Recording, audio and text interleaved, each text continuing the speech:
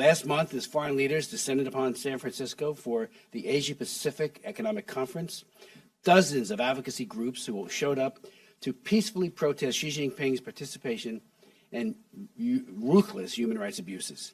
They had every right to do so, and I applaud them for utilizing their First Amendment rights of freedom of speech and assembly to speak out against the most ruthless of tyrants. However, these basic civil rights were violated for many of these brave protesters.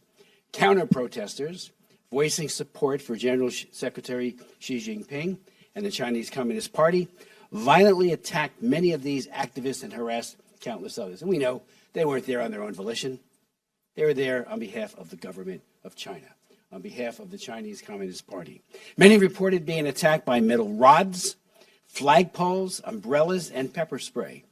Diaspora groups such as Students for a Free Tibet documented some of these horrific acts, while some of their phones were stolen and tossed into the nearby water because they contained the evidence of these atrocities.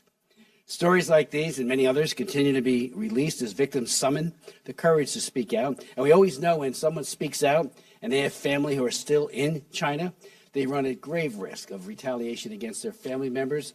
So that is especially incredible bravery when they do that and speak out.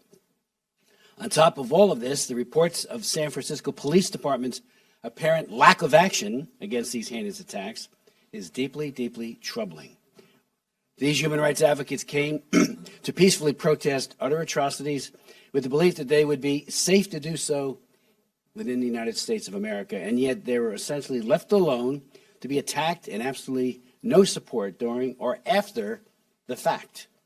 Even more concerning, however, are claims from advocacy organizations such as Human Rights in China that the attackers may have ties to the Chinese consulate or police, raised concerns about official CCP support for these attacks.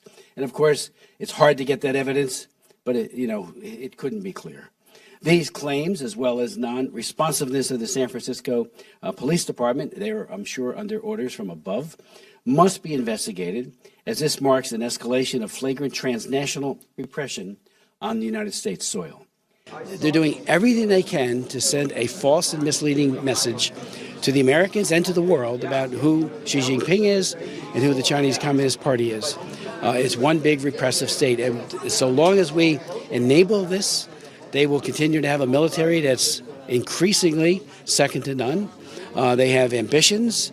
And they're just not in the region. We saw what they're doing with the water cannon, shooting at Philippine boats. Coming close with their fighters to other fighters, including our own. And what they're doing vis-a-vis Taiwan is outrageous, trying to intimidate Taiwan, and maybe worse than that, and that's what we're all worried about. So I just think there needs to be a reality check on the part of the Biden administration, on the part of Congress,